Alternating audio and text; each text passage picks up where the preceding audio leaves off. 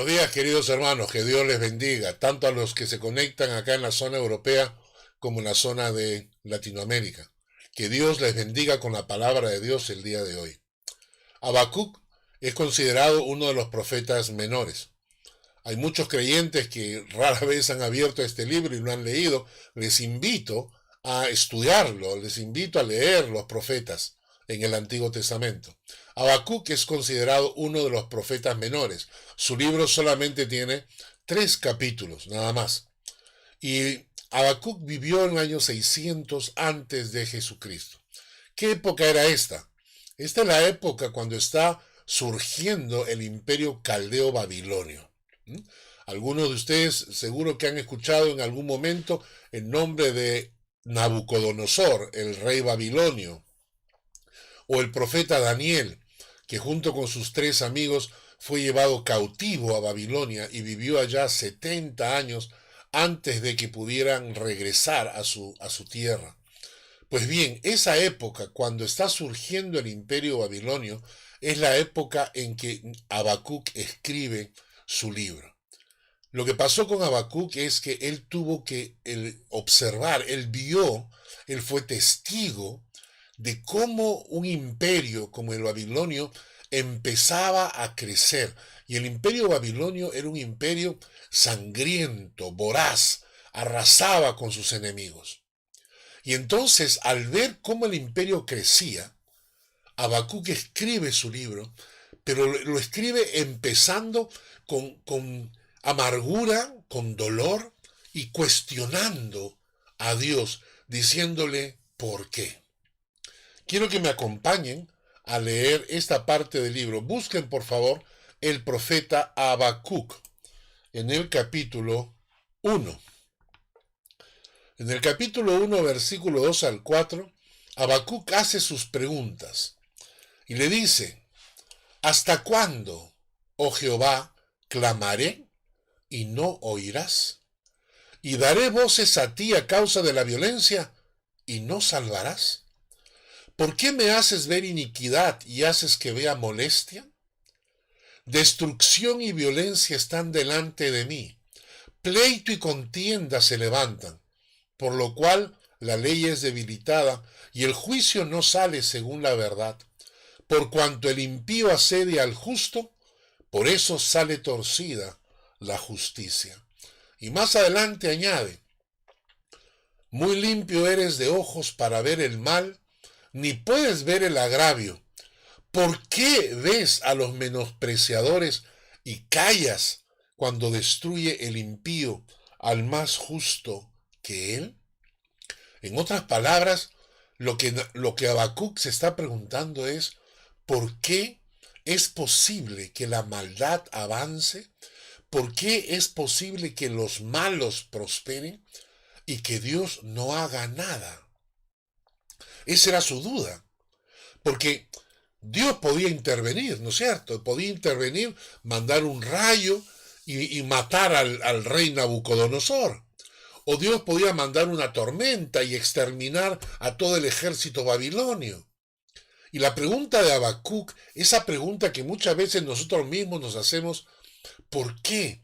¿Por qué hay situaciones donde la maldad gana, donde la maldad avanza, donde la maldad prospera? ¿Por qué? ¿Por qué Dios no interviene? Esto le va a costar a Habacuc un encuentro con Dios. Dios le va a revelar cosas y Habacuc va a entender cosas que nosotros también deberíamos entender. Y son 4 cosas. Dios le va a explicar a Habacuc que nada se escapa de los planes de Dios. Nada se escapa de los planes de Dios. En segundo lugar, Habacuc va a entender que como seres humanos, pequeños y finitos, a veces no podemos comprender toda la mente y el plan de Dios. Y por eso, como no podemos entender el plan de Dios, lo que nos toca es creer y confiar en su amor y en su sabiduría. En tercer lugar, la tercera lección que aprende Habacuc es que aún las maldades de los impíos, Dios puede usarlas para su gloria. Aún las maldades de los impíos, Dios puede usarlos para su gloria, como pasó con José. José, que sus hermanos lo vendieron, que primero fue esclavo y después lo metieron a la cárcel, y Dios cambió todas esas circunstancias a favor del pueblo hebreo. Y en cuarto lugar, la cuarta lección de Habacuc que él tiene que aprender es: los malos siempre pierden. Tarde, temprano o en la eternidad cosecharán toda su maldad. Y no olviden de esto: los malos siempre pierden. Tarde, temprano o en la eternidad cosecharán toda su maldad. Cuando Habacuc, al ver tanta maldad crecer y avanzar, se da cuenta de estos 4 principios, entonces escribe este versículo al final de su libro. En el capítulo 3, los últimos versículos, del versículo 17 al 19, dicen: aunque la higuera no florezca, ni en las vides haya frutos, aunque falte el producto del olivo, y los labrados no tengan mantenimiento, y las ovejas sean quitadas de la majada, y no haya vacas en los corrales, con todo, a pesar de todo, a pesar de que la higuera no haya florecido, a pesar que las vides no tengan frutos, a pesar de que no haya producto en el olivo, a pesar de que los labrados no tengan mantenimiento, a pesar de que las ovejas sean quitadas de la majada, a pesar de que no hayan vacas en los corrales, a pesar de todo, con todo, yo me alegraré en Jehová y me gozaré en el Dios de mi salvación. Jehová el Señor es mi fortaleza, el cual hace mis pies como de ciervas, y en mis alturas me hace andar. Y entonces, ¿cómo nos sirve este tema de Habacuc como introducción al Salmo 37? Porque todos en algún momento hemos pasado por estas circunstancias. Y todos en algún momento vamos a aprender estas 4 lecciones que aprendió Habacuc. Mientras tanto, mientras aprendemos estas lecciones, el Salmo 37 nos enseña cómo debemos comportarnos cuando veamos que las circunstancias o la maldad avanza o progresa. ¿Cómo deberíamos reaccionar mientras aprendemos estas lecciones que aprendió Habacuc? Y ahí nos vamos al Salmo 37. Abran su Biblia en el Salmo 37. Y vamos a encontrar algunos textos muy interesantes. David nos va a decir en el Salmo 37, por ejemplo, cómo debemos reaccionar cuando los malos prosperan. Versículo 1. No te impacientes a causa de los malignos. No pierdas la paciencia. No permitas que los malignos te quiten la paz. Entonces dice, no te impacientes. Busca en Dios la paciencia para poder esperar en Dios. En el mismo versículo 1 dice, tampoco tengas envidia de estos que hacen iniquidad. En el versículo 7 dice, no te alteres con motivo de que prospere en su camino por el hombre que hace maldades. En el versículo 8 nos dice, deja la ira y desecha el enojo. Y también el versículo 8 dice, no te excites, no estar agitado, estar nervioso en ninguna manera para hacer lo malo. Que el ver que los otros están haciendo maldad y prosperan, que no sea para ti una tentación de hacer lo mismo. El consejo de David es, mientras aprendemos las lecciones de la vida que nos enseñan a esperar en Dios, Tenemos que aprender a no ser impacientes, no tener envidia, no alterarnos, dejar la ira, desechar el enojo y no estar agitados y nerviosos.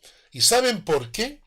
Miren el versículo 2, porque está hablando de los malvados, dice, porque como hierba serán pronto cortados, porque como la hierba verde se secarán, porque los malignos serán destruidos, pero los que esperan en Jehová, ellos heredarán la tierra. Qué interesante. Entonces, el texto, repitamos, no te impacientes, no tengas envidia, no te alteres cuando veas a un malo prosperar. Deja la ira, desecha el enojo y no te agites, no te pongas nervioso cuando veas que el malo prospera. Yo me he tocado con a veces esposas cuyos maridos se han buscado un amante y entonces el marido a veces se va de la casa y se va y sabes que a veces al marido le va bien, a veces consigue un mejor trabajo y se compra un mejor carro y comienza a disfrutar de la vida y la esposa entonces siente ese dolor diciendo qué injusto, ¿verdad? O a veces alguien en tu trabajo, alguien que es traicionero, que te serruchó el piso, que te quitó el puesto, y tú ves cómo él avanza, cómo crece, cómo le suben el sueldo, cómo consigue mejores puestos, y en tu corazón dices, pero ¿por qué, Señor? ¿Por qué esta injusticia? Entonces Dios te dice, no te impacientes, no tengas envidia de los que hacen iniquidad, no te alteres con motivo del que prospere en su camino.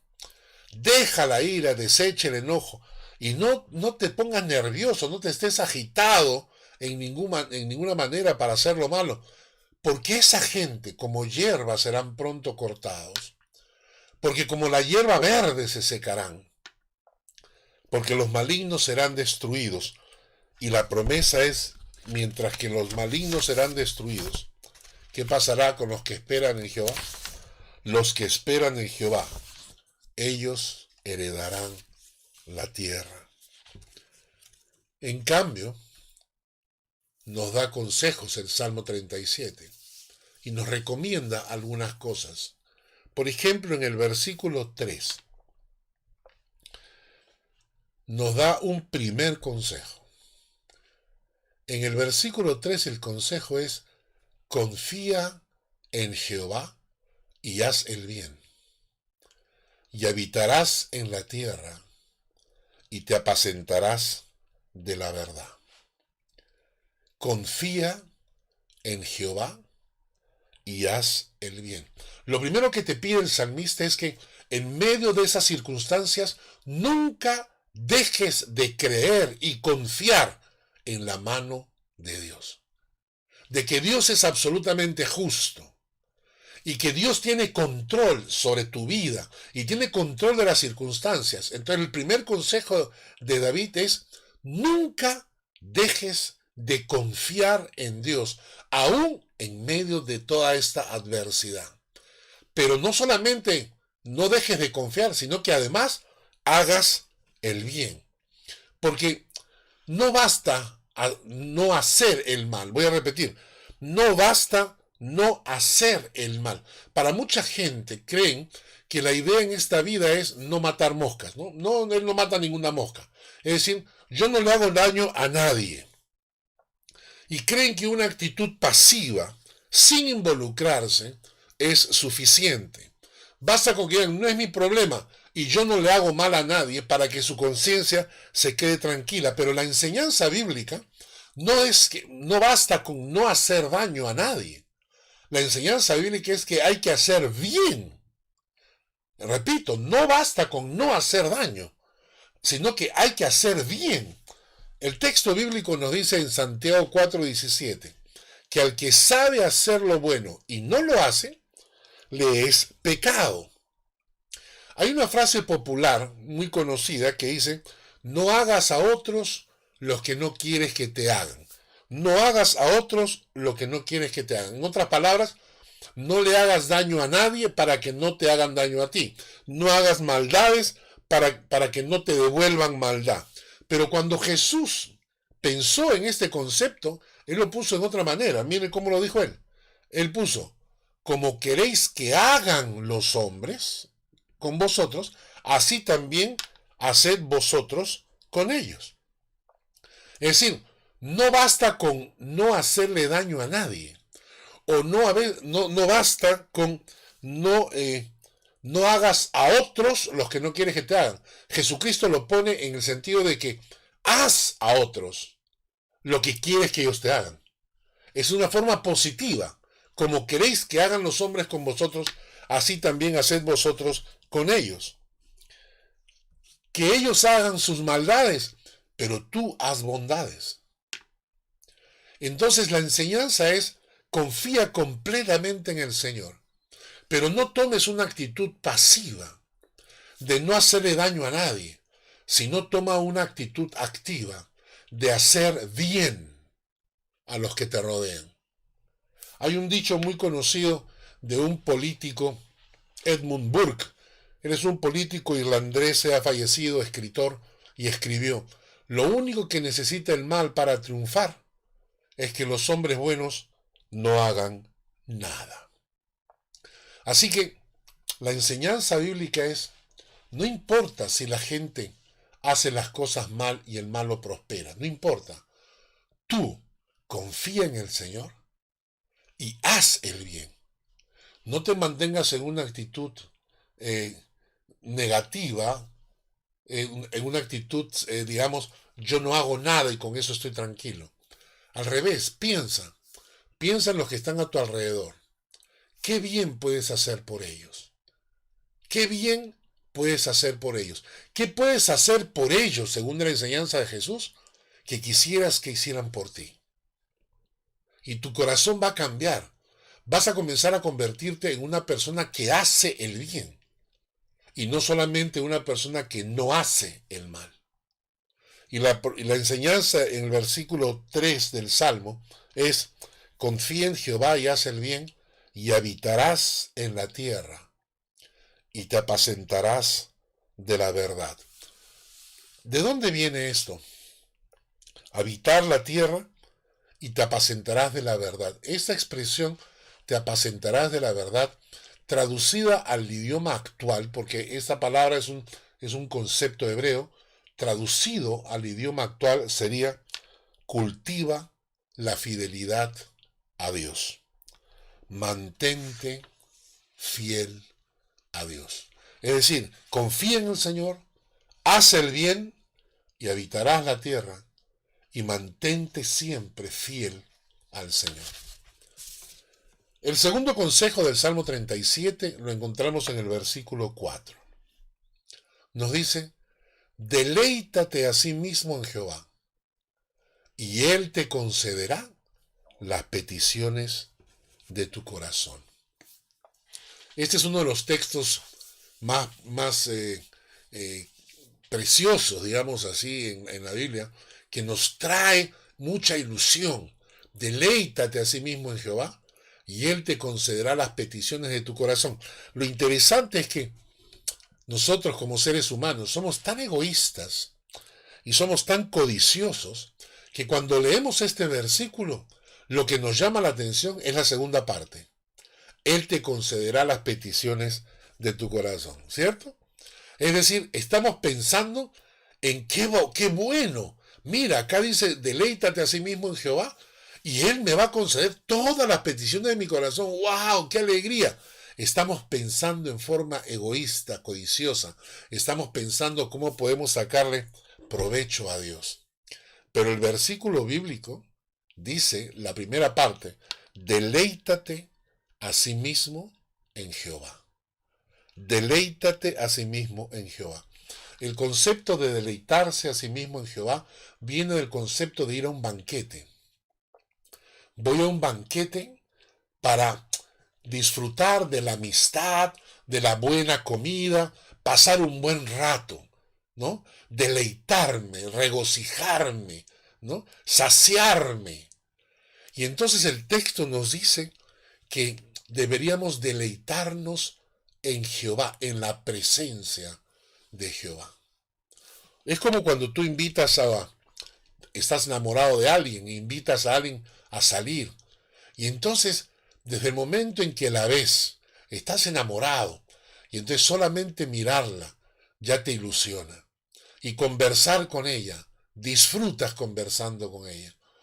Y luego te vas a comer y disfrutas de la comida y disfrutas de un lindo día de sol o un día de playa, ¿no es cierto? Pero nadie saca su teléfono para hablar, no, porque tú estás disfrutando de la compañía y de la presencia de esa persona que amas.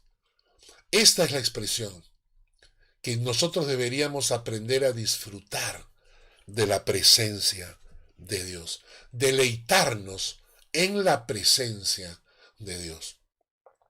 Hermanos, para muchos creyentes, el tiempo devocional es un tiempo casi de un castigo. Si le dices a las personas que deberían tener una media hora con Dios a solas, muchos dicen, pero ¿qué voy a hacer en media hora? ¿No? Necesito una lista de oración para repetir peticiones, y en eso consiste un tiempo devocional. Quizás deberíamos decirle, Señor, despierta en mí ese primer amor. Señor, despierta en mí esa pasión por buscarte y por conocerte. Aprender que el tiempo devocional a solas con Dios debe ser un tiempo para disfrutar de la presencia de Dios. O irnos, por ejemplo, irnos a una montaña de paseo, a sentarnos ahí, a disfrutar de la presencia de Dios. Porque para disfrutar, para deleitarte en el Señor, hay varias cosas que puedes hacer. Una, por ejemplo, es deleitarte en la creación. ¿Has visto las aves y los diferentes colores que tienen? ¿Has visto el firmamento? ¿Has visto la naturaleza, los animales, cómo se comportan? Es impresionante. ¿Has disfrutado de un atardecer o de un amanecer con una buena taza de café? Disfrutar de la creación de Dios, por ejemplo. Deleitarte en la creación de Dios. Esa es una manera de gozar, de ver cómo Dios obró, cómo Dios creó el universo. Deleítate en la creación de Dios. Deleítate en lo que Dios es para ti. Él es tu roca, tu fortaleza, tu pronto auxilio. Él es tu escudo. Él es tu protector. Él es tu proveedor. Él es tu guía. Él es tu redentor. Él es tu salvador. Hace unas semanas atrás estábamos hablando de cómo orar y decíamos que una de las maneras de orar era ver los nombres que Dios tiene en la Biblia. Roca, fortaleza. Y solamente pensando en esos nombres, decir que Dios te está diciendo, yo estoy contigo siempre, es motivo para deleitarte. Deleítate en la creación, deleítate en lo que Dios es para ti, deleítate en la palabra de Dios. Ay, hermano, cuando comenzamos a meternos en la palabra, cuando no estudiamos la palabra de forma superficial ni de forma eventual, cuando aprendemos a estudiar la palabra, es profunda, es un deleite. A veces me pongo a estudiar la palabra. El otro día le enseñaba a mi esposa, por 3, 4, 5 versículos, podía escribir unas 15, 20 páginas, y me decía, ¿cómo haces? Y le decía, es que hay tanta riqueza en la palabra. Por eso es que ese salmo nos dice, la ley de Jehová es perfecta, que convierte el alma. El testimonio de Jehová es fiel, que hace sabio al sencillo. Los mandamientos de Jehová son rectos, que alegran el corazón. El precepto de Jehová es puro, que alumbra los ojos.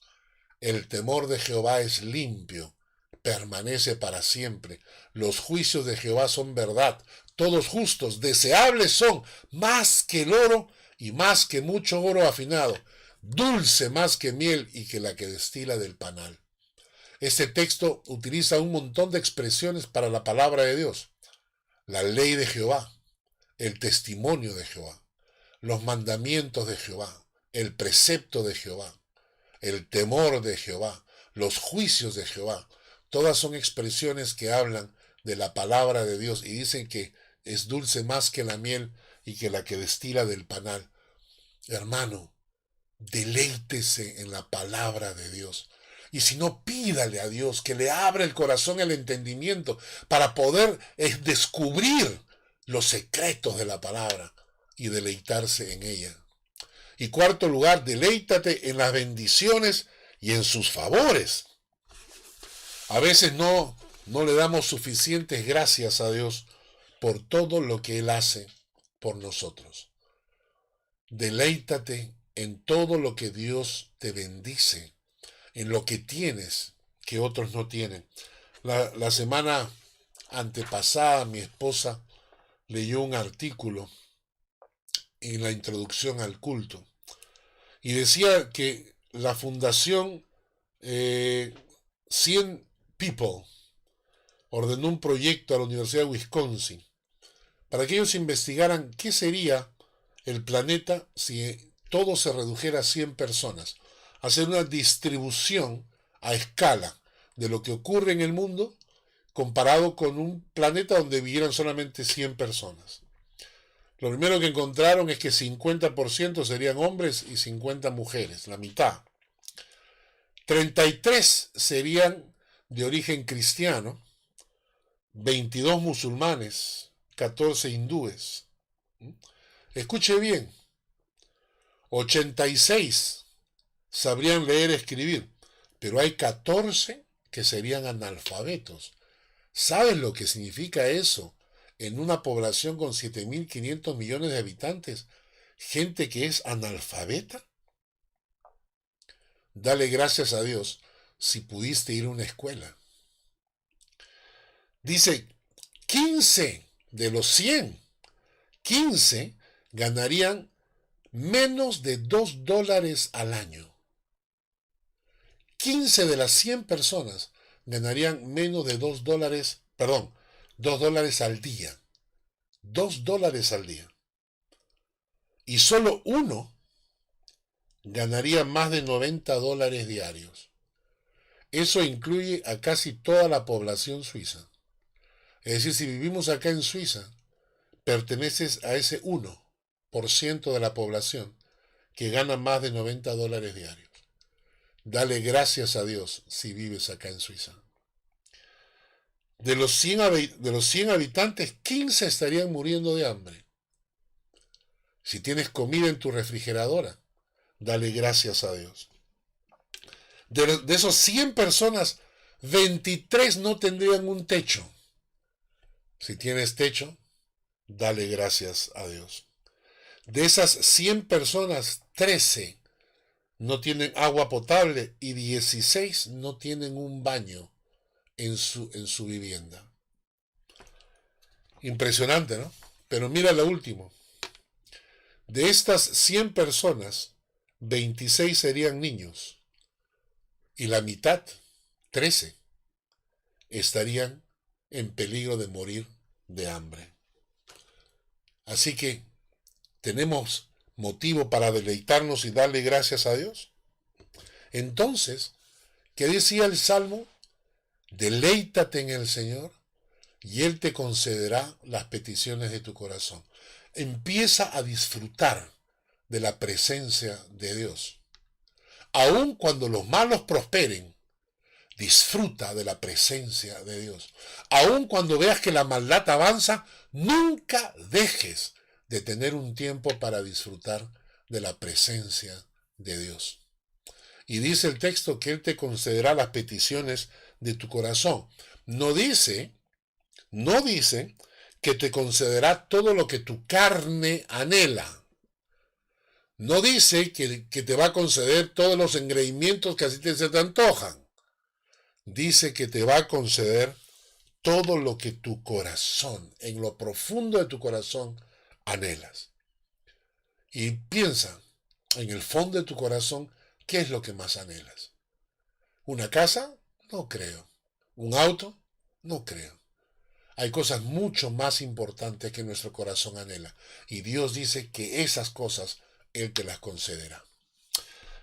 El tercer consejo del Salmo 37 está en los versículos 5 al 6. Dice, encomienda a Jehová tu camino y confía en Él, y Él hará. Exhibirá tu justicia como la luz y tu derecho como el mediodía. El texto dice, encomienda a Jehová tu camino. Encomendar acá la palabra significa confiar algo enteramente al cuidado de otra persona. Confiar algo enteramente al cuidado de otra persona. Esta palabra se utilizaba para las bodas, cuando el padre había criado a su hija con todo su corazón, había protegido, había provisto para su hija, había cuidado de ella, y cuando ella se convierte en una persona mayor, decide unir su vida a un hombre al que ella ama, entonces el padre llega a la boda y la entrega, la encomienda. Le dice, yo la he cuidado hasta ahora, te la entrego para que tú la cuides a partir de ahora. Entonces se desprende de su corazón. Y la enseñanza entonces es que cuando llegamos al Señor, tenemos que desprendernos de nuestro camino para entregárselo al Señor. Un acto de renuncia, donde tú le entregas, le encomiendas a Jehová tu camino para que Él controle tus sueños, tus anhelos, para que Él tome el control. Le estás pidiendo al Señor que Él guíe tu camino, que Él sea el capitán. Porque, ¿sabes qué? ¿Cuál es el secreto? El secreto no es que camines tus caminos, sino que descubras cuáles son los caminos que Dios tiene para ti. Y entonces el secreto está no en caminar en tus caminos, sino caminar en sus caminos. Hay un texto que nos dice, si me hubiera oído mi pueblo, y si en mis caminos hubiera andado Israel. ¡Ay, qué bendición habría sido! Si en lugar de ir por sus caminos, hubieran ido por mis caminos, dice el Señor. Isaías 55, 8 y 9 dice, porque mis pensamientos no son vuestros pensamientos, ni vuestros caminos mis caminos, dice Jehová. Como son más altos los cielos que la tierra, así son mis caminos más altos que vuestros caminos, y mis pensamientos más que vuestros pensamientos.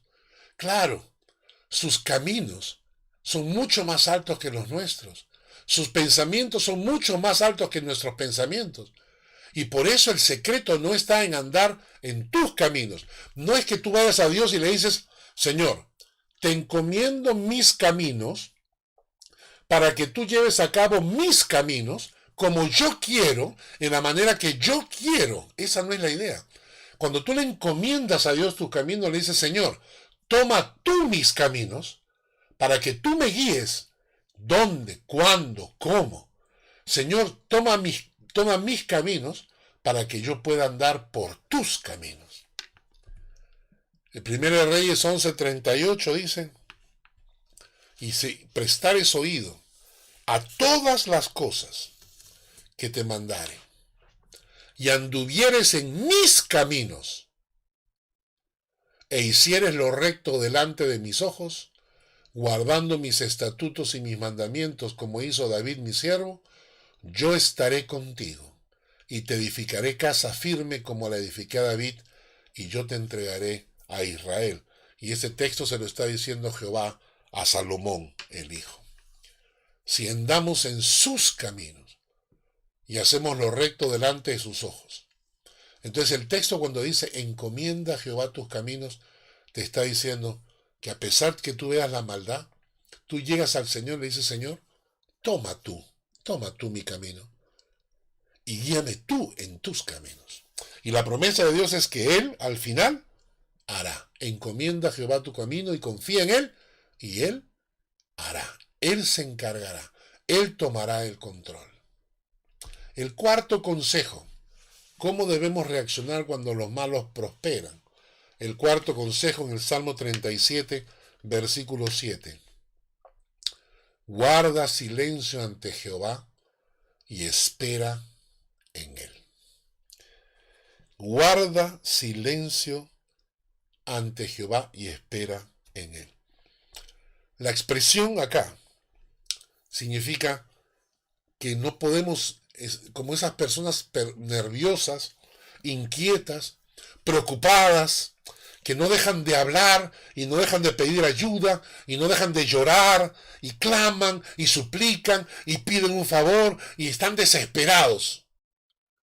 Entonces la circunstancia puede ser tan difícil que te pones muy nervioso, inquieto, y entonces oras a Dios y clamas a Dios y buscas a Dios y ayunas y vuelves a buscar y llamas al pastor y le cuentas tus problemas y vuelves a buscar a otra persona y le vuelves a contar tus problemas y estás nervioso, angustiado, temeroso, y entonces el texto te dice, momento, guarda silencio ante Jehová y espera en él. Confía en Dios y espera. Lamentaciones 3, 25 y 26 dice, bueno es Jehová a los que en él esperan, al alma que le busca. Bueno es esperar en silencio la salvación de Jehová. Qué precioso, ¿no? Cuando tú ves que las cosas son difíciles, en lugar de ponerte nervioso, recuerda, cálmate.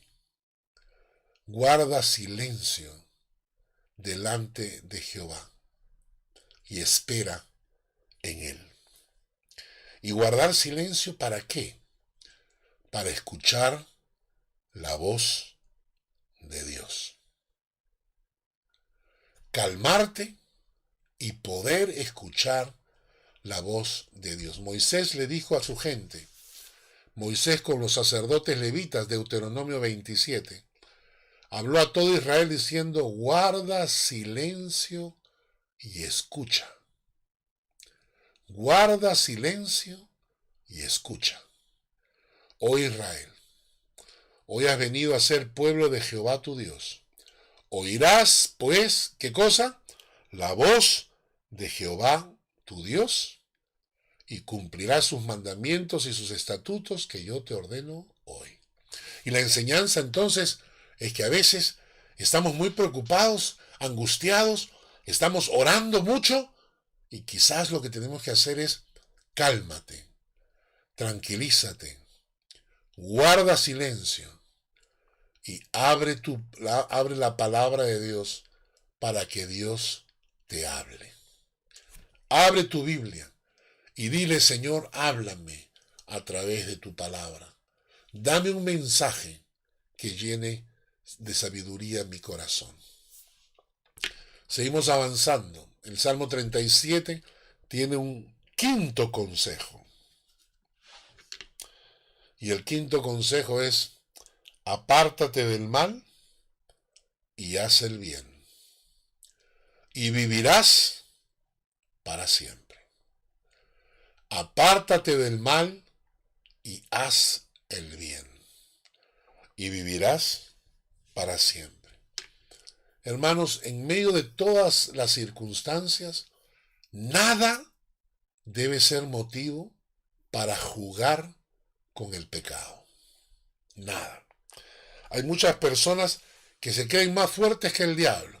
Hay muchas personas que creen que pueden jugar con el pecado y que nunca van a caer porque ellos se consideran más fuertes que el mismo pecado.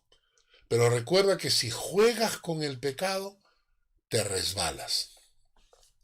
El texto de Eclesiastés dice, el que hace hoyo, se cae en él. El que aportillare vallado, el que rompe un muro, digamos así, lo morderá la serpiente. Quien corta piedras, se hiere con ellas. El que parte leña, en ello peligra. En otras palabras, si juegas con el pecado, te quemas. Y entonces, si hay alguna actitud que debemos tener, es una actitud radical de apartarnos de cualquier cosa que pueda ser un pecado, una tentación, una oportunidad de pecar.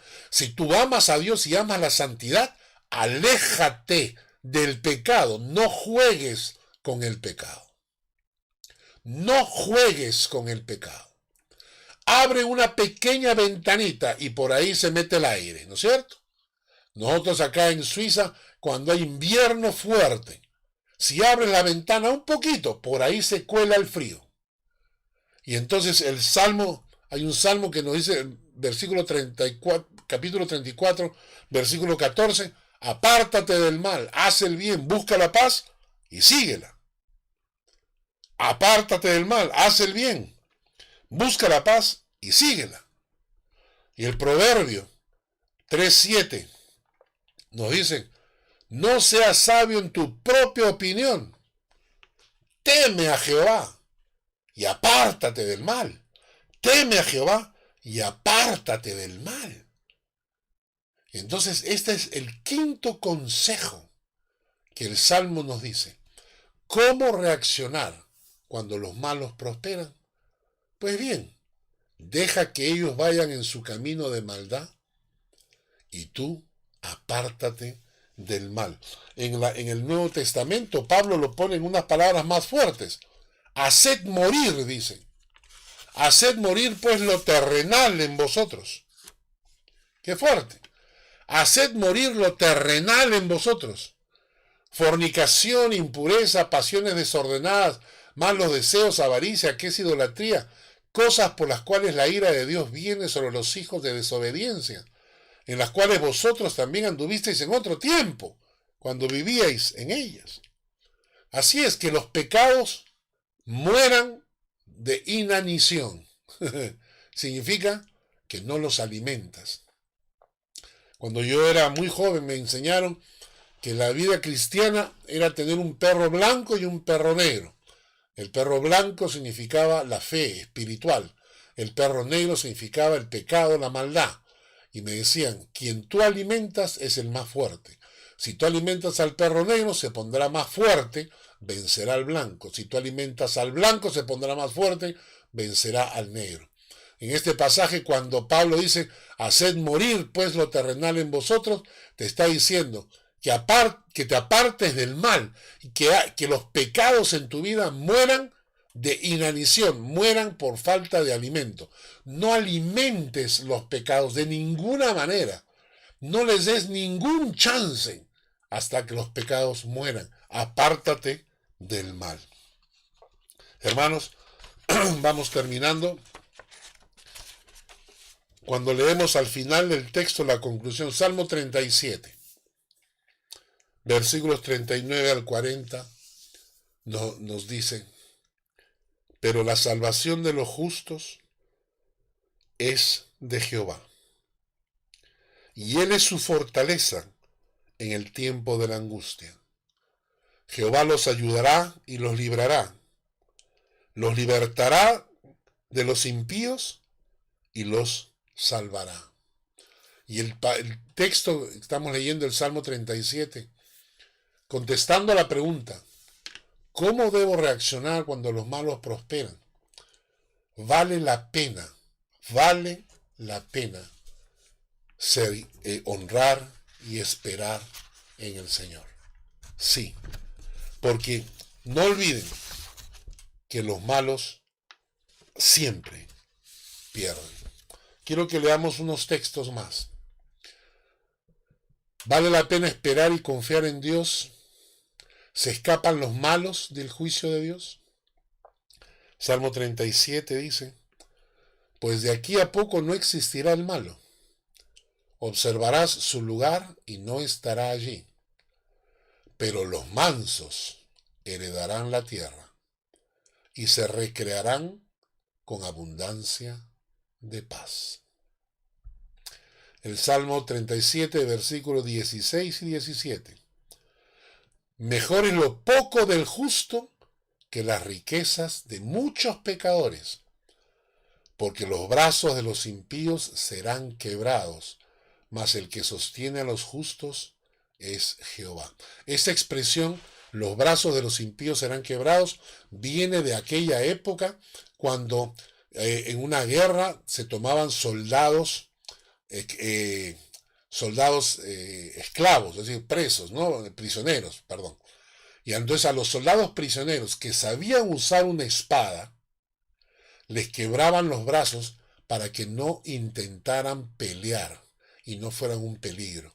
De la expresión, los brazos de los impíos serán quebrados, es que los malvados perderán todo chance, toda oportunidad, porque van a cosechar su maldad. Mas el que sostiene a los justos es Jehová.